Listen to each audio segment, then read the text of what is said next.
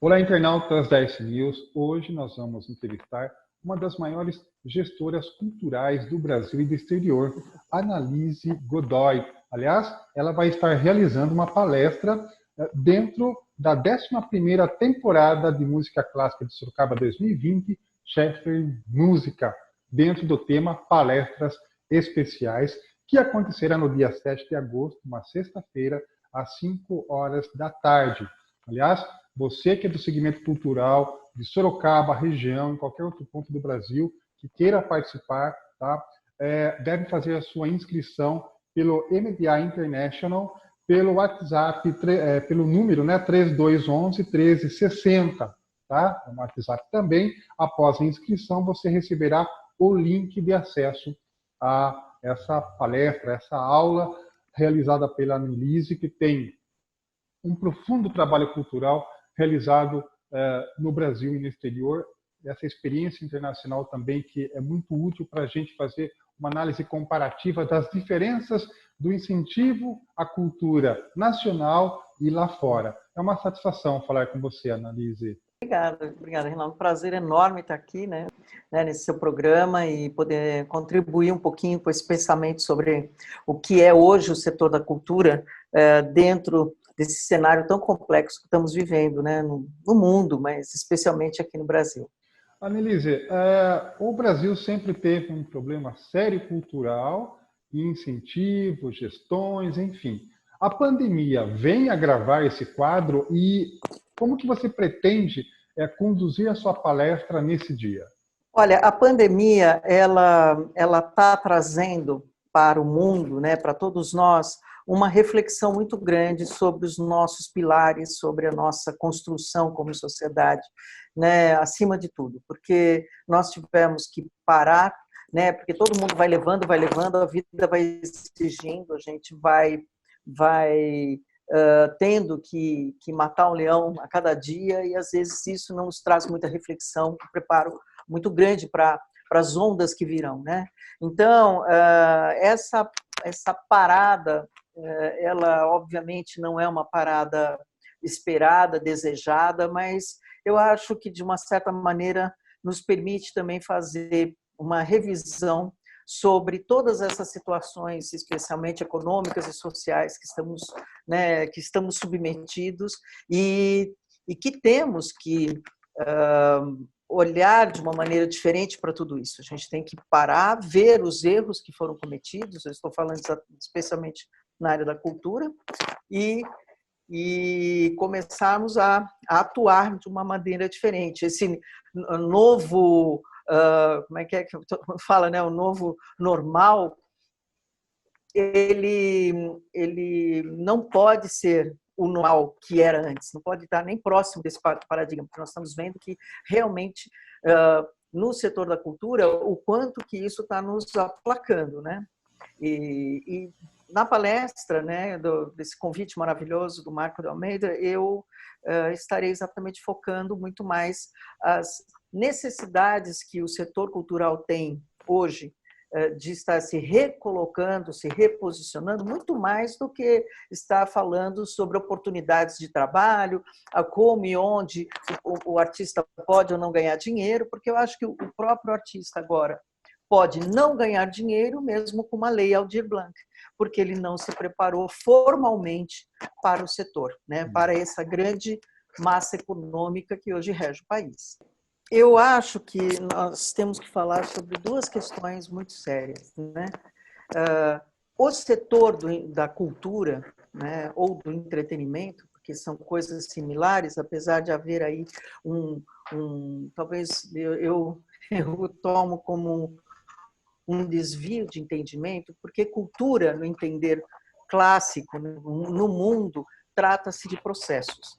O entretenimento é todo e qualquer produto final. Eu que sempre trabalhei com música clássica, tomo o evento de uma orquestra, uma ópera, ou seja lá qual for a atividade, como entretenimento, porque naquele momento ele é um evento concluído.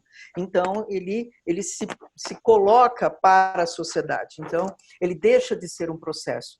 Quando você fala que trabalha no marketing cultural, no mercado cultural, ou no setor cultural brasileiro, em qualquer parte do exterior, eles rapidamente te perguntam se você trabalha com folclore ou com... Porque cultura, para eles, é uma outra coisa. Né? Aqui nós temos essa grande mistura, né, de intenções. Né? E, inclusive, há um grande aproveitamento político sobre isso, né? Porque, primeiro, que cultura não é uma coisa que se marqueteia, porque ela é um processo, ela é um espelho da sociedade, né? Ela é a maneira que a sociedade, né, se identifica enquanto, né, uma sociedade. O entretenimento são as ações que são realizadas a partir disso. Né? Toda atividade, inclusive né, de música clássica, de balé clássico, tudo passa a ser entretenimento naquele momento. Né? As leis que nós temos, diferentemente, por exemplo, das leis americanas, as leis, o Estado americano ele não interfere no mercado cultural, na atividade, na indústria cultural. Ele sim apoia os processos. Então, se você quer montar uma orquestra numa igreja qualquer nos Estados Unidos, o Estado ele tem mecanismos de apoio. A partir do momento que essa igreja, que essa orquestra se torna profissional, ou ela parte para uma atividade né, de mercado mesmo, o mercado o Estado já não apoia da mesma maneira, porque ele entende que essa orquestra tem que ter um exercício permanente de relacionamento com a sociedade, para que a sociedade possa adquirir. Então, essa orquestra vai sim se preocupar em formar público, ela vai sim se preocupar em ter uma dinâmica permanente dentro de todos os canais de diálogo da sociedade, e assim vai. Aqui, nós atuamos de maneira ao contrário. As leis de incentivo, elas incentivam prioritariamente o produto fim, não o processo. Né? A inclusão dos processos foi feita a partir dos últimos 5, 10 anos, uma lei de 25 anos. Eu sei porque eu fiz um dos primeiros trabalhos de captação de recursos para a Orquestra de Câmara da USP. Por ser uma orquestra universitária, nós passamos 1 ano e meio, 2, tentando captação com importantes investidores, e no final conseguimos a captação que até hoje apoia essa orquestra, com o Santander, através de uma seção que eles têm de recursos para universidades, mas não como um produto fim. Aliás, é fundamental o apoio de instituições, o Banesco, sejam elas bancárias, industriais, empresariais. Aliás, não tem... Bem, as instituições bancárias, elas deveriam ter isso como pressuposto, né? Algumas têm, né? Porque a folha de pagamento, né? Tudo isso está dentro dos bancos, né? Quer dizer, essas instituições educacionais, elas fazem parte do sistema econômico. Então, elas deveriam ser, né, muito bem contempladas. Mas o que nós estamos falando é que as leis, como elas foram montadas para quase que um estímulo de marketing do investidor, né? Então, ela acaba beneficiando muito mais projetos vencedores e projetos que tenham uma conclusão com impacto maior. E os processos ficam sem o mesmo apoio. Então, por que eu estou contando toda essa história? Porque a população não entende o que realmente acontece dentro do setor cultural, tanto que a gente está recebendo né, de forma até afrontosa, colocando 11 milhões de pessoas dessa sociedade, com famílias, né, com geração, emprego, com tudo, como se nós fôssemos, sei lá, um bando de desavisados, de pessoas que não estão que não trabalham, né? Parece a fábula da cigarra e da formiga, né? Que, aliás, é muito pouco cristã, porque a formiga deixa no final a cigarra morrer, né?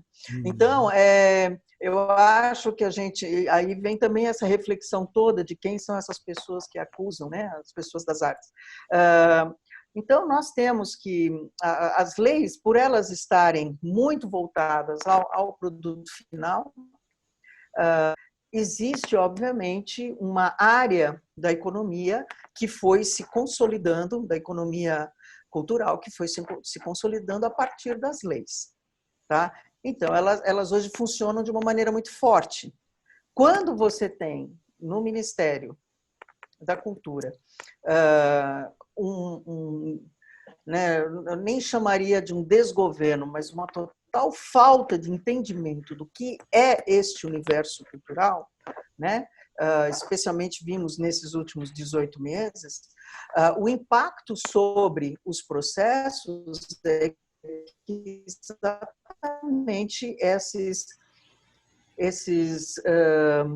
a atuação de todos esses produtores ou de todas essas ao mesmo tempo. E isso realmente causa, nós estamos falando aí de uma quantidade, cada evento, cada peça de teatro, cada musical, cada filme tem uma cadeia produtiva muito grande, é um impacto enorme, é como você fechar uma fábrica de sapatos, uma fábrica de pneus. Eu não sei por que as pessoas não percebem que são relações paralelas, porque são pessoas que trabalham com famílias, e quantas famílias você envolve quando você deixa de fazer um espetáculo né, de teatro.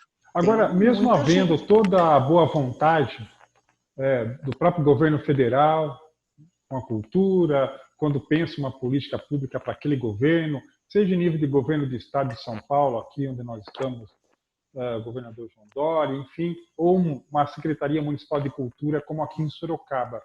Mesmo com isso, sempre existem obstáculos de uma engrenagem que precisa ser revista, Anelise? Sem dúvida. Eu acho, eu tive a oportunidade do ano passado de dar aula, né, ao longo de todo o ano, como o primeiro curso de produção cultural para a Universidade do Mato Grosso, né, para a Unimate, lá em Cuiabá. E eu dizia lá, né, para os meus alunos que nós aqui em São Paulo temos realmente muitos privilégios. Nós temos prefeituras no estado muito atuantes, né, a começar pela capital, mas várias prefeituras têm ações, né, bastante claras e bastante né, de apoio efetivo, né, para o setor. Nós temos um governo do estado que, independente né, de qualquer ideologia, ele tem uma atuação importante também, né, dentro desse setor, com vários editais e apoio né, efetivo para o desenvolvimento de muitas das áreas. Então, e nós, obviamente, como todos, também temos o governo federal. Agora, o que me impressiona é que nós, nesses 20 pontos de partida, o setor cultural não se formalizou, não se desenvolveu enquanto mercado. Eu ouço muito falar assim, não, o mercado cultural precisa se profissionalizar. Nós temos hoje uma produção cultural que é das mais celebradas do mundo. O que nós produzimos aqui artisticamente, desde arquitetura, gastronomia, música, dança, tudo, né, é celebrado globalmente, todos reconhecem. Né? O que nós precisamos profissionalizar é a nossa relação com o mercado de sustentabilidade. Como nós, por exemplo, como você ainda tem orquestras do Estado que funcionam com 70% dos seus músicos com contratos assinados anualmente, porque eles não são registrados. Né? Então, esses músicos, eles não têm MEI, esses músicos não têm direitos trabalhistas, eles têm um contrato assinado, sendo que se um viola ele quebra, né, um Um alto violista, ou sei custo, lá, um né? cellista, ele quebra um dedinho brincando com o filho, ele perde o trabalho, sendo que ele estava trabalhando para aquela instituição há 10 anos, 15 anos. Uhum. Por quê? Porque nós não consolidamos o nosso processo administrativo, o nosso processo financeiro e de organização enquanto setor. Né? Eu tenho uma preocupação muito grande hoje com essa lei Aldir Blanc, que é uma lei, né, feita pela Benedita, muito pontual, muito importante para esse momento, porém, a pergunta é, por que dos a quantidade de dinheiro, 3 bilhões, né, que estão sendo revertidos para a cultura, como que isso vai chegar na pessoa da cadeia produtiva, já que você não tem você não temos MEI, por exemplo, para os próprios músicos, não tem MEI para bailarino, não tem MEI para uma série gigante de atividades do setor. E daí fala assim, mas é porque com a MEI você só pode ganhar X, então as pessoas abrem empresa. Mas elas não estão abrindo empresa. Tanto é que nós temos de 11 milhões de pessoas, né, previstas pelo Ministério na cadeia produtiva, nós temos 1,5 milhão, 1,8 milhão, que é mais do que a cadeia produtiva da linha automotiva. O nosso PIB, o PIB gerado pela pré-pandemia, né, o PIB gerado pela área da economia é o dobro da área automotiva. Uhum. E isso ninguém fala. Então, as pessoas apontam o dedo para o artista, dizendo que o artista é vagabundo, está mamando, né?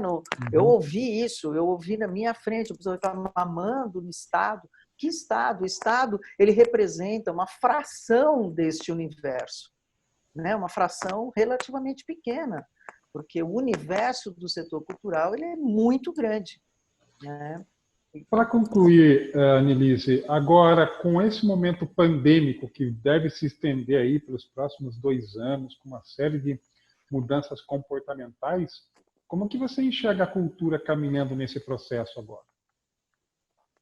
Eu acho que a gente não pode confundir a atividade artística com o evento artístico, né? Eu acho que dentro do plano da cultura, certamente algumas áreas, como teatro, dança, que elas pressupõem público presente, né, presencial, realmente isso causa aí um impacto muito grande, mas nós temos uma outra diversidade grande de atividades artísticas que vão se adaptar a esse novo sistema, né? Eu acho que mesmo para os ambientes fechados, soluções virão, né? Porque a arte ela é inerente ao querer, né? De ter ou não ter, né? Dizem, né, a gente sabe que nos estados mais ditatoriais, as duas coisas que mais né, que são extirpadas, vilipendiadas assim de imediato é a informação, né, e a cultura, né, obviamente, porque elas fazem as pessoas pensar. Agora, a cultura existe independente de qualquer governo, né? Isso nós vemos aí a própria história da cultura afro-brasileira, né? Eles vieram, foram submetidos a todas as atrocidades e deseducação, né, possível das suas próprias culturas, e aqui estamos nós, absolutamente absorvidos, né, na nossa identidade brasileira com essa cultura africana, né, que é maravilhosa. Então, eu acho que o poder da criação ele é muito maior do que qualquer sistema. Isso não tenha dúvida, e nós vamos encontrar caminhos para isso. Tá aí, você pode conhecer um pouquinho como pensa e atua Anelise Godoy, ela que é uma das maiores gestoras culturais brasileiras e internacional, e que estará realizando, estará participando dentro do programa Palestras Especiais da 11ª temporada de Música Clássica de Sorocaba 2020, evento realizado aí pelo Ministério da Cidadania, no dia 7 de agosto, às 5 horas da tarde. Esse evento que é realizado pela MDA International do Marcos de Almeida aqui de Sorocaba. Você, produtor cultural, artista, enfim, que quer participar, pode se inscrever pelo WhatsApp número 15 3211 1360, que daí você vai receber o link de acesso a essa palestra, essa aula, com a Annelise, um seminário, porque você pode perceber a dimensão da importância da cultura no desenvolvimento humano, que será pela plataforma Zoom. Muito obrigado pela sua participação, parabéns pelo seu trabalho, Annelise, e que realmente o Brasil continue progredindo com a cultura junto. Exatamente isso. Vamos em frente, que não temos como parar. Só melhorar. Muito obrigada, Bernardo. Muito obrigada mesmo. Um abraço a todos.